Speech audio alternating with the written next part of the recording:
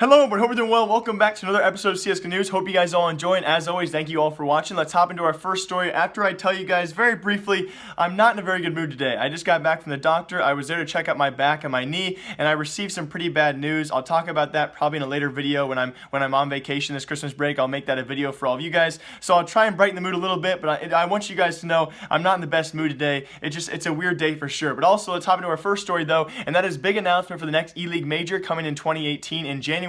They will have their own gold stickers. Now, for all of you current gold sticker holders out there, this could mean a dramatic market shift. I can't tell you guys whether the market for the PGL gold stickers will go down or up, but I can tell you guys this: ELeague probably has the benefit of the doubt here as they've analyzed PGL's gold stickers, and I guarantee you guys they are trying to find a way to make their gold stickers somehow better than PGL's. If you guys remember as well, PGL stickers, there were quite a few players out there, their stickers weren't necessarily gold, but kind of more an orangish gold. A lot of the other gold stickers were shiny gold, and a few players out there had a weird tint to them. So I guarantee you guys, ELeague's going to try and take full advantage of this. They will have gold stickers, and it was actually brought to you by this tweet on screen. As you guys can see, one of the TyLoo fans out there was following TyLoo's post, and they have shown that TyLoo will have gold stickers. Even more importantly, though, they did actually leak this as well, that BnTeT will have his own sticker there. At least that was what was first reported. I know a lot of you Asian watchers out there are big fans of BnTeT, and of course, him being probably the best single Chinese player out there, a lot of big fans actually follow him, but he won't be able to play the major qualifier or the major. His visa was rejected, so people were wondering, even though he's not playing the major qualifier, will he have his own stickers?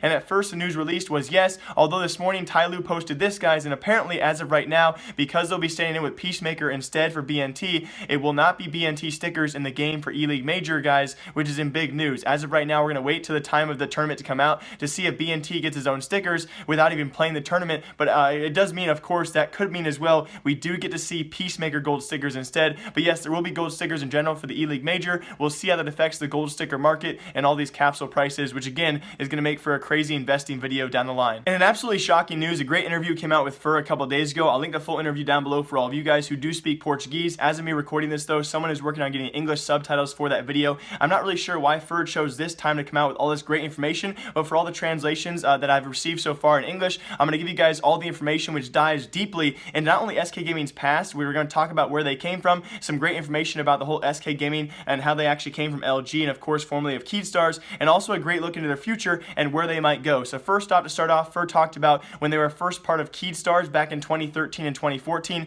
and how little money these guys have come from. Keystars only paid these guys a couple $100s a month per player. That was a part of their salary. Of course, they were being paid for their rent as well, but all they got was a couple $100s per month for food and their salary, which is insane to see how little these guys came from. Of course, they were saved by Buyaka. Buyaka is the owner and the founder of the LG organization. I say saved because this guy was still paying them incredibly cheap. For those of you guys who were not aware of this, I had no idea as well. I thought they were going to be making pretty good money as a part of LG, but according to Fur, they had to negotiate up. So who knows what they were being paid before this for LG. They had to negotiate all of their contracts up to $1,500 a month under Buyaka. That is, of course, what part of their salary, a part of their paying for their rent on top of that.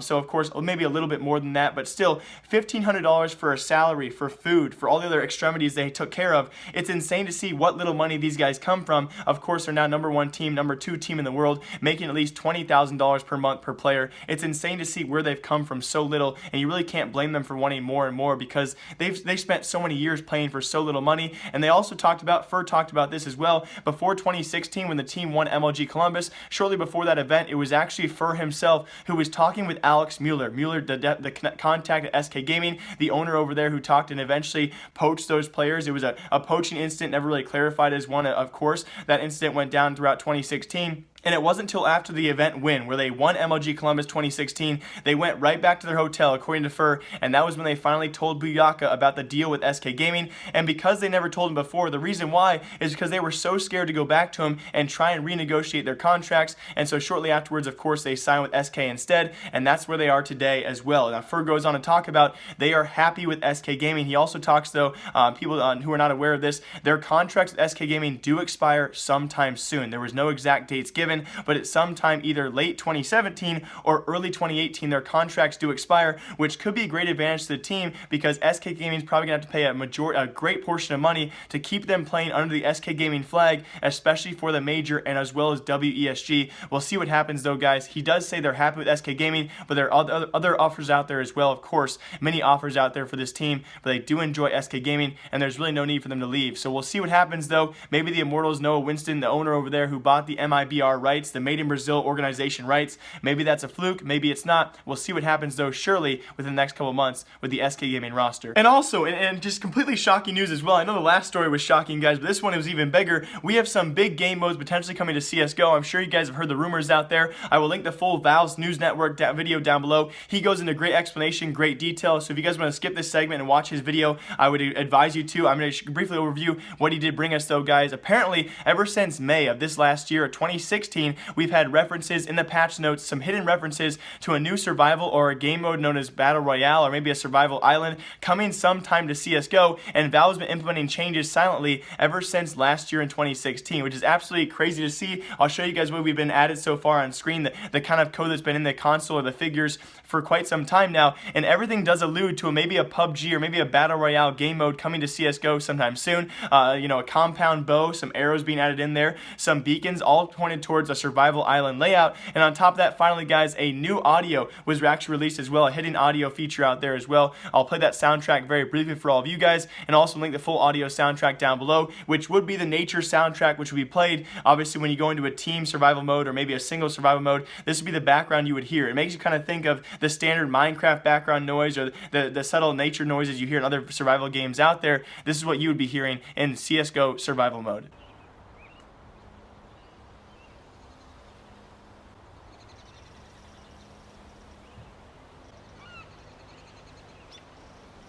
And very last in today's episode of CSGO News, and very briefly, I do want to say to all of you guys, tomorrow's episode is going to be amazing. I found some information out there that no one is covering right now for a couple of great stories. So stay tuned, guys, for tomorrow's episode. It's going to be an absolutely shocking episode for all of you guys. Hope you're all excited for that. I do want to touch on very briefly, though, spoilers for, of course, ECS Season 4 Finals, and that's going to happen right now. So I did warn you guys. I'm going to break down very, very shortly here what happened. Of course, North America, yet again, we are failing to have any great talent out there, although I'm not really sure I really like the layout for ECS. What do you guys think about that? We had some very, very weird commentating. I know the commentators were having a fun time there out in Cancun, but a few of the commentators seemed to have a few bit of drinks inside them, and of course viewership for me, I think, of course, for all the European people out there, the finals were actually very early in the morning, if not very, very late at night, so it was kind of poor timing for ECS considering there were no North American teams in the semifinals or the finals, so we might have just pushed it back. Either way though, of course they couldn't have predicted that. It was actually Astralis and of course Mouse Sports in the semis, and Fnatic and FaZe. FaZe Clan did 2-0 Fnatic, and Mouse Sports did narrowly beat Astralis, although on map 3 it wasn't very close. So Mouse Sports showing up out of nowhere,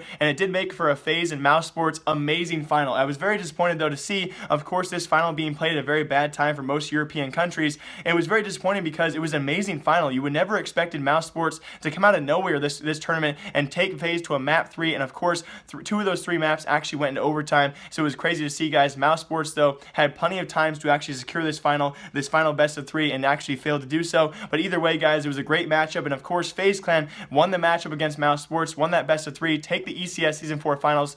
Rain was also your MVP. On top of that though, and I could be wrong, I'm not gonna double check this, okay, I could be wrong, but I'm pretty sure if you take out the Blast Pro Series, it's actually the 5th straight FaZe Clan event taking a grand final or being placed in a grand final, so top 2. I mean, that's incredible to see, guys. They were doing so well. Overall, though, viewership wise, I think ECS had pretty poor viewers. I don't know what you guys think about that. We'll see what happens though at the ELeague Major coming up. We now have a 3-week break for all these players, and hopefully they do enjoy themselves before coming back to the largest CSGO event we will see throughout the early part of 2018. So hope you guys all enjoyed. I will see you all back here tomorrow with a great episode, and yeah, hope you guys have a great day wherever you guys are, and remember, I like you. Goodbye.